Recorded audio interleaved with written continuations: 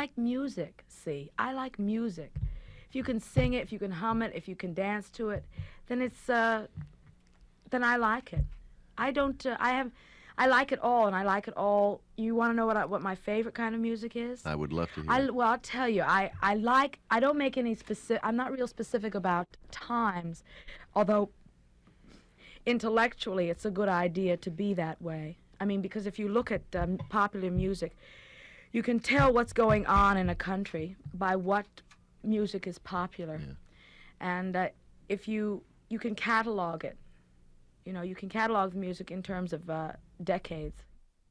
I like vocal music. I like singers music. I love to hear, I enjoy hearing instrumentals, and I can always can get behind a good piano player, a good guitar player, a good bass player.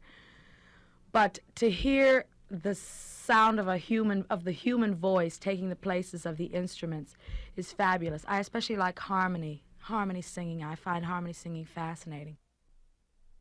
I think it all works together. I think each thing gives the other thing a push. I think the best example of that, the best two examples of that, the examples that are most clear would be Elvis Presley and the Beatles. Of course, Elvis Presley took his thing from other things that were going down, but he himself caused a great social change. Then as the social thing changed, from those changes we went into something else, and then the Beatles came, and then they brought a change and forced a change, and then the music started changing. I feel like I'm a historian sometimes, you know, like I'm a big catalog of popular music, because when I listen to popular music, I can listen to almost any kind of popular music and get a feeling of and get the same feeling that people would get if they were listening to it back then. You can't do that because it has to come from inside you. It has to come from what you understand. You know, people can make suggestions to you. People can give you song titles. Like Boogie Woogie Bugle Boy was a song title that I hadn't heard. I had never heard that song before. And someone came up to me a long time ago and said, you should sing Boogie Woogie Bugle Boy of Company B. And I said, the Boogie Woogie Bugle Boy of Company B. Oh, what a great title. And I went out and I found this song. I searched all over until I found the song, just because the title was so outrageous. And when I found the song was so great, you know, and to hear the Andrews Sisters do it is unbelievable. I mean, my version doesn't come anywhere near the Andrews Sisters. I mean, I'm not putting myself down or anything. I just happen to think the Andrews Sisters were remarkable. Just remarkable. They weren't trained musicians. They always said they were not trained. They were just always together. They always sang. They were girls. They were sisters, and they grew up together, and they sounded like one. And I just think that kind of thing is so brilliant. It's timeless. It transcends the passage of time. It transcends war. It transcends, because it's joyous and it's music. There is something called style. Physical style, and I'm very much into that. There are physical gestures that people use that mean things. You know, they have all the gestures have a meaning. Every little movement has a meaning all its own. And those girls were very stylized, and their physical style was very much like what was going on in those days. It was like the dancing, the popular dancing, you know, like the boogie woogie.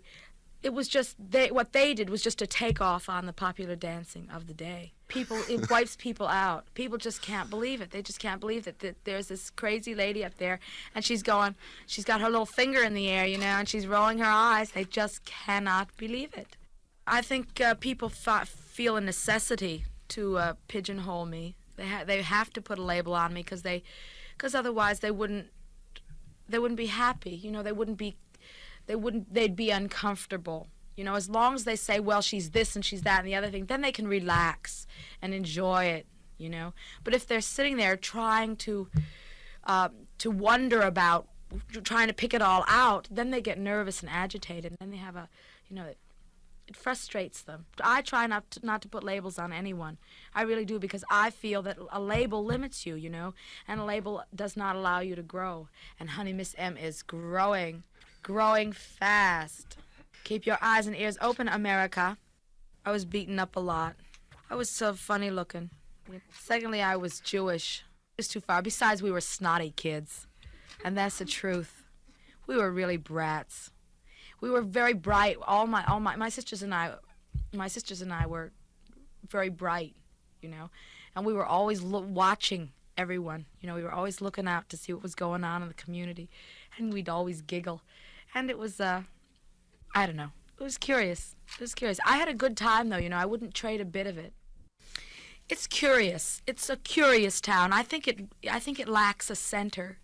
I do. I think it lacks like an area where everyone who wants to get hot in any way, shape, or form can go, and they can be with each other, because in New York City, the whole city is like that. So you get a sense of hysterical excitement that's very stimulating, and this town isn't like that. It's much more laid back, and I think that if they had like one area where everyone who thought they were, who was creative and imaginative and excited about being alive, could go and feed off each other. You know what I mean? Mm-hmm. Then the whole thing would blossom forth. Because I'm into art. I like art, and I think art comes from people being with each other and from learning from each other and growing constantly. I'm a very fast-paced person. I'm hysterical, in fact. I've always been like this, even when I was in Hawaii. And Hawaii is very quiet, a very, very mellow kind of place. But I've always been a very fast personality. If I could keep my pace, I could be happy anywhere.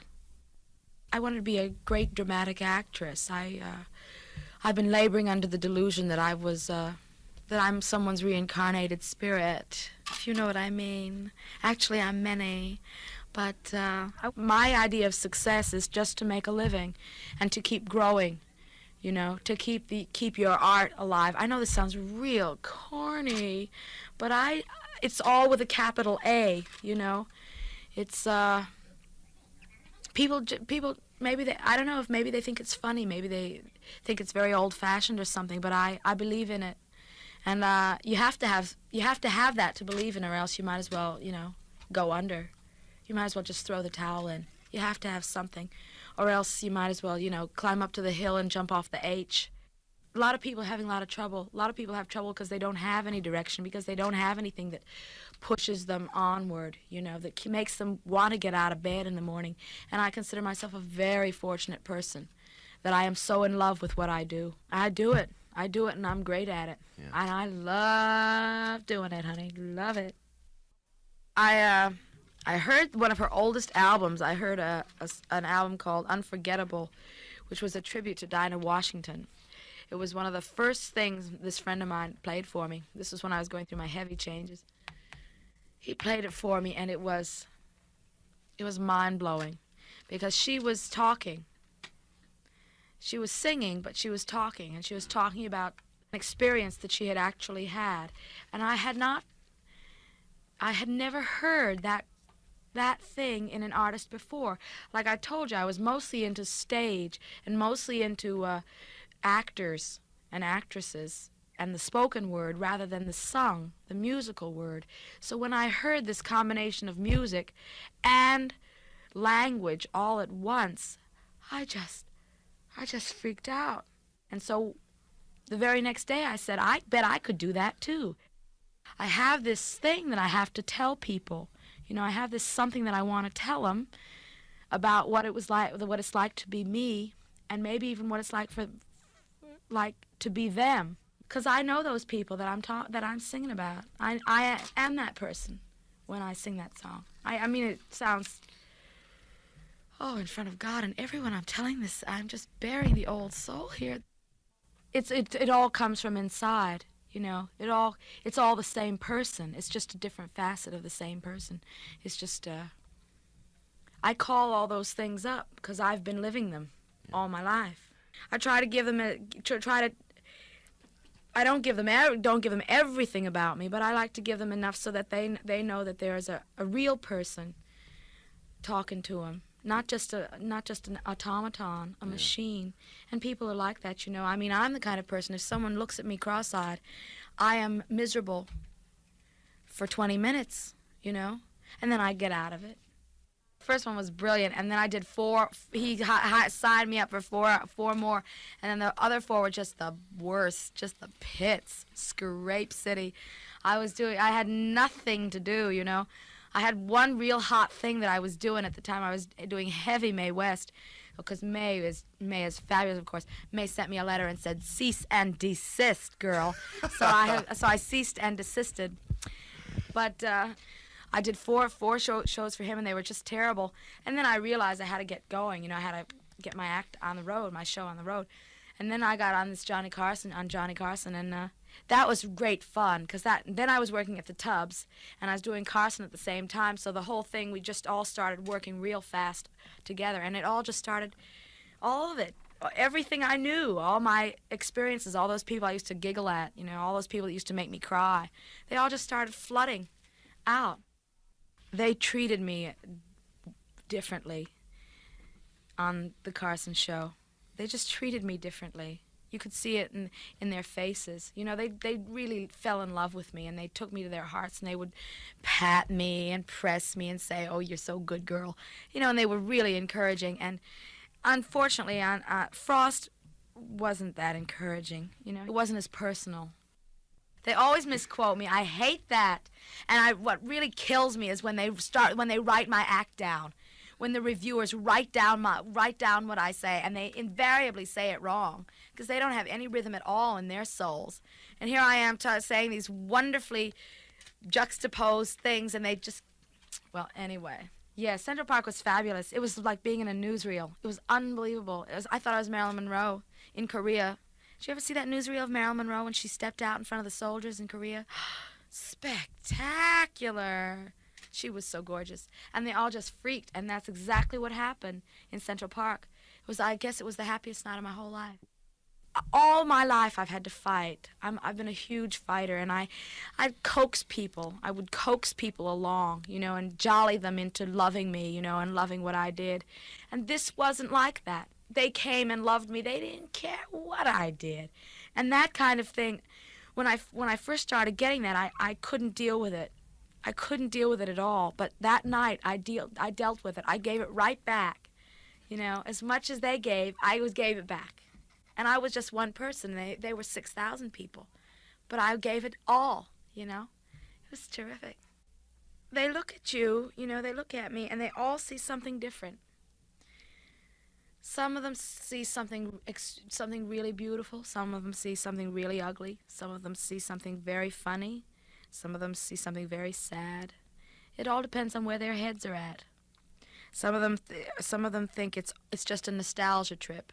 Some of them think it's only musical. Some of them don't come to hear any music. Some of them are not so disinterested. Some of them just come to see me just shake, and some of them come to see what I have on. You know, so they'll know what to wear next week. The explanation for that is that it doesn't need an explanation, really. It just depends on how I'm feeling. If I want to show my legs, or if I want to, you know, if the fantasy that I'm living out on the stage this night is a war bride, or if it's, you know, if it's street girl, or if it's, you know, I have all these fantasies, and sometimes I want to present them in an evening of song, so I will dress that part, you know. Sometimes I can put that aside and just say, no, we're just going to be Bette Midler rather than Miss M. That's what they call me. They call me an entertainer. I used to be just a singer, but now I'm an entertainer. I appeal to them all because they all understand and they all recognize the essence of me, and the essence of me is exactly the same as them, and that's why they like me. Because it's that old shock of recognition thing, you know. They look at me and they say, "God, I could be up I could do that. I could do that real easy." Or, that is me. Well, she's just like me. It's work because I didn't used to know how much there was involved in it. Before, I was just blissfully ignorant of the whole thing. And now when you work steadily, there are things you have to do. You have to keep your health up. You have to know music. You have to listen constantly. You have to keep your ears open. If you're going to communicate, you have to keep your eyes open. So it's like it's from morning till night. You know, it's not like just, oh, you hear one song, you say, oh, that's a neat song, I'll sing that. I can't do that. I can't do that. I study, and I'm very serious about it. I would eventually like to retire to the South Seas, really. The South Seas is the only place in the world for me, really. The person I really am is Sadie Thompson. That's who I really am. And that's where I belong. Did I say that? Alone and forgotten, huh? My God, Miss M. Oh, my God, I must have been depressed. Oh, please. I'm doing a heavy Star Trip. Heavy. Oh, God. She only just started and already she's killing herself off. Do you get like that, listener? Out there, do you get like that? Well, listen, you just hang on. You know Miss Emma's feeling the same way. I'd like to meet one of the Rothschilds so I can stop all this, so I can become a jet setter. Oh, God, it's so hard being a peon. It really is. It's hard being a peon. The thing is, we got to get the peons organized. Darling, the way this country is run, there are the peons and the non-peons, and most of us are peons. It's the same way. It's been this way. It's been this way in this country most of the time. You know, it started out one way where we didn't call ourselves peons. We called ourselves something else. We called ourselves Americans. You know, and we were all the same. But we're not all the same now. We're all different. You know, there are a whole bunch of us on the bottom, and then there's the ones in the middle, and then there are those on the top. You know? And they are going to do everything they can to keep us down, to keep us peons down. The thing that takes you out of it is having someone's hand to hold and being with people that you love.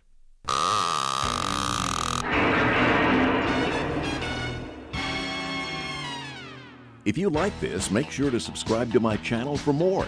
And check out my Facebook page for other exciting content. You can play free games and win real prizes.